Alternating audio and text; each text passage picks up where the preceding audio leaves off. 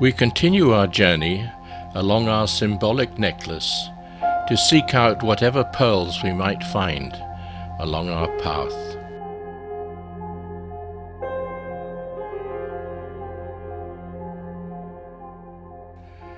We leave Petersburg and continue our journey north towards a horizon filled with snowy mountains.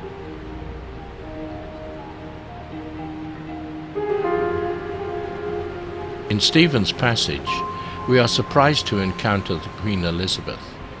I had no idea this famous ship visited these waters.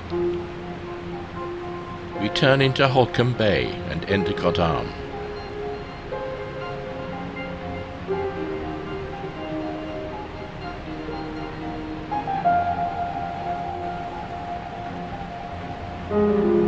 We encounter ice floes from Dawes Glacier.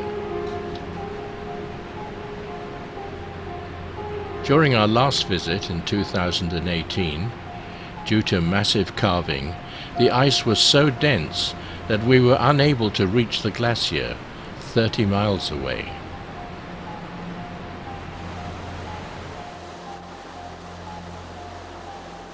We plan to divert into Ford's Terror, whose entrance is marked by a magnificent waterfall.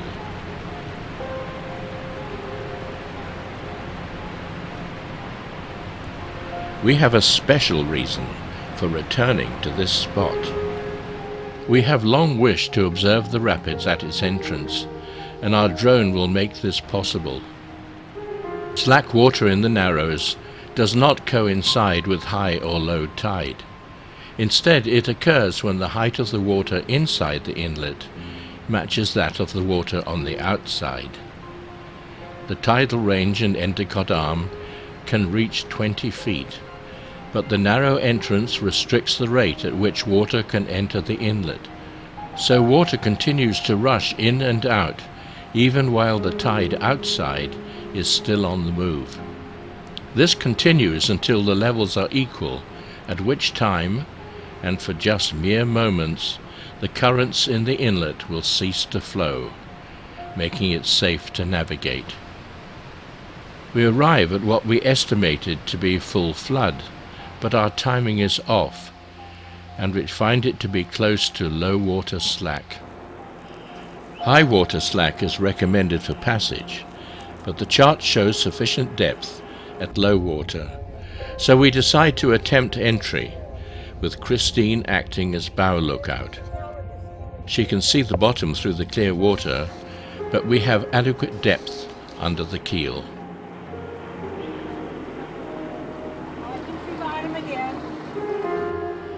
Once inside, the scenery inspires awe. With towering cliffs and an abundance of waterfalls.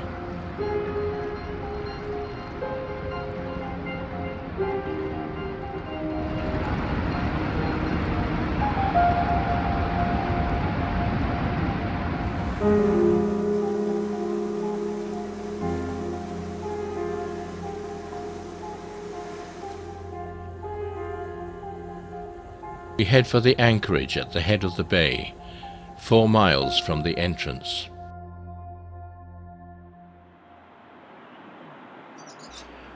The following morning, all is still.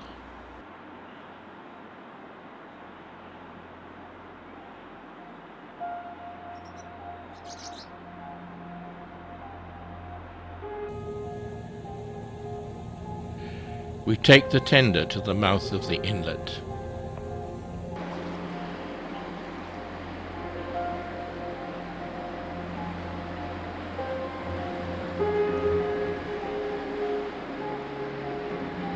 We go as close as we dare to the racing rapids.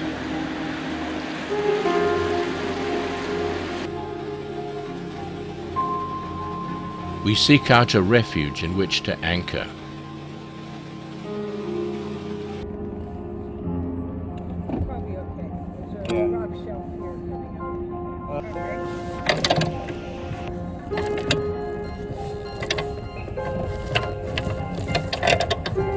Using chain and line, Christine makes us secure.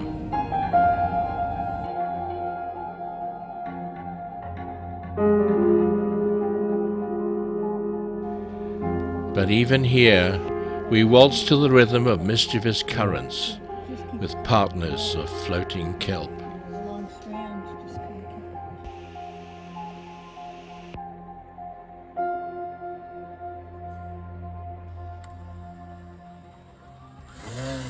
Chris flies the drone, which soon disappears from sight.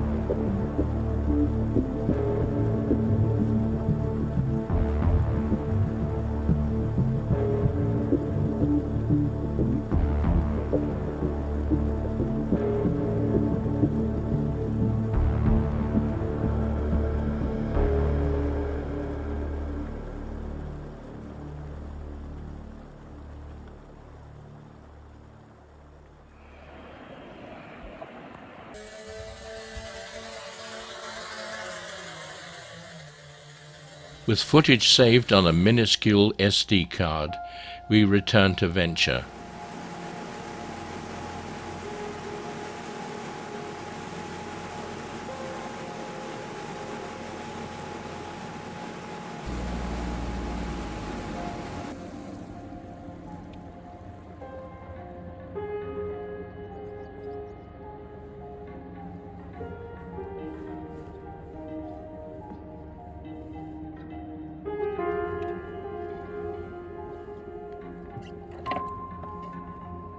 A barn swallow checks the cockpit.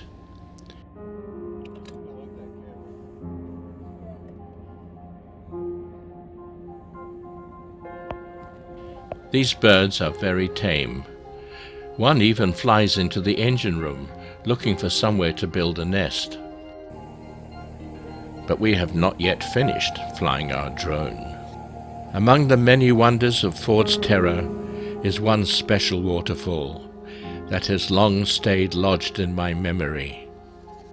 It lies 1,000 feet up and could only be explored by using a drone.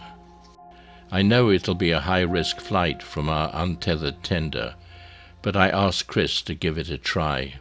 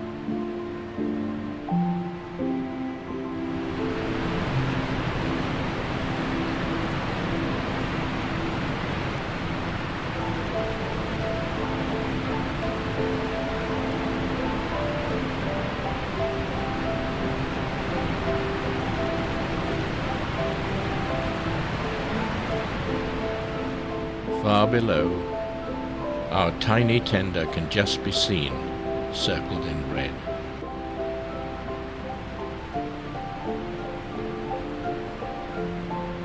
Sadly, an equipment glitch condemns our brave little drone to a watery grave, but the stunning footage is saved.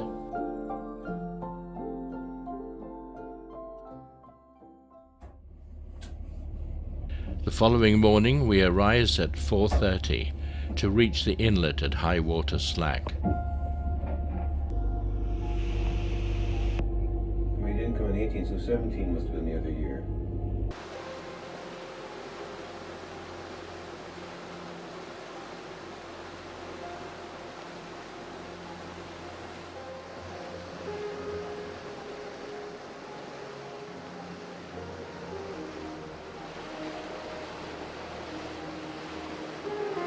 The entrance is full and flat calm, in total contrast to what we saw yesterday.